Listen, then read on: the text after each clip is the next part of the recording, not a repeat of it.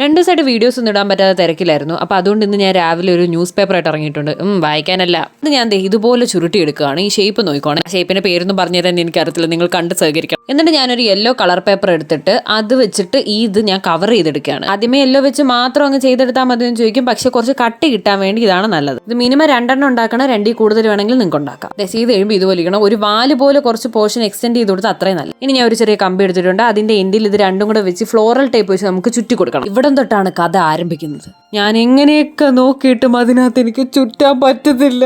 Big B സിനിമയിൽ ഇന്നസെന്റ് മുണ്ടെടുക്കുന്ന പോലെ ഇവിടുന്ന് കൊടുത്തു വരുമ്പോ അവിടുന്ന് അഴിഞ്ഞു. കളർ പേപ്പറിന്റെയും ടേപ്പിന്റെയും മെറ്റീരിയൽ രണ്ടായിട്ടാണ് ഇത് സംഭവിക്കുന്നതെന്ന് എനിക്ക് മനസ്സിലാക്കാൻ പറ്റുന്നില്ല. കുറച്ചെങ്കിലും ബുദ്ധി ഉണ്ടായിരുന്നെങ്കിൽ മന്ദബുദ്ധി എന്നെങ്കിലും വിളിക്കായിരുന്നു. എന്തെങ്കിലും ഒരു സാധനം ഉദ്ദേശിക്കുന്ന പോലെ വന്നില്ലെങ്കിൽ അപ്പോഴേ എടുത്തെറിയും. ഇവിടെ അത് സംഭവിച്ചു.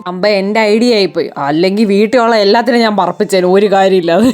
ഇത് ഞാൻ അങ്ങനെ ഇങ്ങനെയൊക്കെ ചുറ്റാൻ നോക്ക്, ഇങ്ങനെയായിട്ട് നടക്കുന്ന എനിക്ക് കരച്ചില് വന്ന് ശ്വാസം കയറി. പിന്നെ ഞാൻ ആ ടേപ്പ് വെച്ച് തന്നെ അതിനൊരു വാല് വെച്ച് കൊടുത്തു. എന്നിട്ട് ചുറ്റി കൊടുത്തപ്പോൾ റെഡിയായി ഗൈസ്. ഇതെന്താ ഇവർക്ക് നേരത്തെ തോന്നാഞ്ഞെന്ന് വിചാരിക്കരുത്, അത്രയൊക്കെ കഴിവേ ഉള്ളൂ. പിന്നെ ഞാൻ അതിൽ തൊടാൻ പോയില്ല. ബാക്കി താഴോട്ട് അങ്ങ് പിടിച്ച് പെട്ടെന്ന് ചെയ്തെടുത്തു. ഇനി ഊരിപ്പോ എനിക്ക് സഹിക്കാൻ വയ്യ. അങ്ങനെ ഒരെണ്ണത്തിൽ ഞാൻ ഇതുപോലെ ചുറ്റിയെടുത്തു, സെറ്റാക്കി. ഞാൻ കുറച്ച് പിസ്താ ഷെൽസ് ആണ് എടുത്തേക്കുന്നത്. അതിൽ നമുക്ക് ലെമൺ യെല്ലോ വെച്ചിട്ട് പെയിന്റ് ചെയ്ത് കൊടുക്കാം. നമ്മൾ നേരത്തെ ചെയ്ത് വെച്ച സാധനം എടുത്തിട്ട് അതിലേക്ക് ഗ്ലൂ ഗൺ യൂസ് ചെയ്തിട്ട് ഇത് പെറ്റൽസ് ആയിട്ട് ഒട്ടിച്ചു കൊടുക്കുവാണ്. ഒരെണ്ണത്തിൽ ഞാൻ 5 പെറ്റൽസാണ് വെച്ചേക്കുന്നത്. നിങ്ങൾ എങ്ങനെയെങ്കിലും അതിന്റെ സ്ഥലം കണ്ടുപിടിച്ചേ മതിയാകൂ. അതാണ് അതിന്റെ പ്രകൃതി നിയമം. കൂടിയിരിക്കാതെ ഇതുപോലെ വിടർന്നിരിക്കുന്ന രീതിയിൽ വെച്ചാൽ ഉത്തമം. അങ്ങനെ ഞാൻ കഷ്ടപ്പെട്ട് സ്ഥലമൊക്കെ കണ്ടുപിടിച്ച് വെച്ചിട്ടുണ്ട്. ഇത് സാധനം സെറ്റ് ആയിട്ടുണ്ട്. കണ്ടോ, അത് ഇവിടെ അവസാനിച്ചു എന്ന് ആരും വിചാരിക്കേണ്ട, ഇനിയുണ്ട് പണി. ഞാൻ വേറൊരു കമ്പി എടുത്ത് അതിൽ ഇതുപോലെ ഫ്ലോറൽ ടേപ്പ് മാത്രം വെച്ച് ഒട്ടിച്ചു കൊടുത്തു. മുകളിലത്തെ ആ സാധനം വെച്ചില്ല. എന്നിട്ട് ഇതുപോലെ ഈ പിസ്താ ഷെൽസ് ഇങ്ങനെ വെച്ചു കൊടുക്കണം. ഇപ്പൊ ഇതിനെ കണ്ട മൊട്ട് പോലില്ല. അപ്പൊ പൂവ് മൊട്ട് മാത്രം പോരെ, നമുക്കിനി ഇല കൂടി വേണം. അതിന് നമ്മുടെ പേപ്പർ ടേപ്പ് ആണ് എടുത്തേക്കുന്നത്. പേപ്പർ ടേപ്പ് വെച്ച് ഇല ഉണ്ടാക്കാൻ എല്ലാവർക്കും അറിയാം, ഭയങ്കര കോമൺ ആയിട്ടുണ്ട്. ഞാൻ എന്റെ ചാനൽ തന്നെ കുറെ വട്ടം ഇട്ടിട്ടുണ്ട്. കുറച്ച് നീണ്ട ഇലകളാണ് വേണ്ടത്, അതാണ് ഇതിന്റെ പ്രശ്നം. നമ്മൾ യൂസ് ചെയ്യുന്ന കമ്പി നല്ല നീളത്തിലുള്ളതായിരിക്കണം. അതിനനുസരിച്ച് ടേപ്പും കഷ്ടപ്പാട് കാര്യങ്ങളൊക്കെ ഉണ്ട് കേട്ടോ.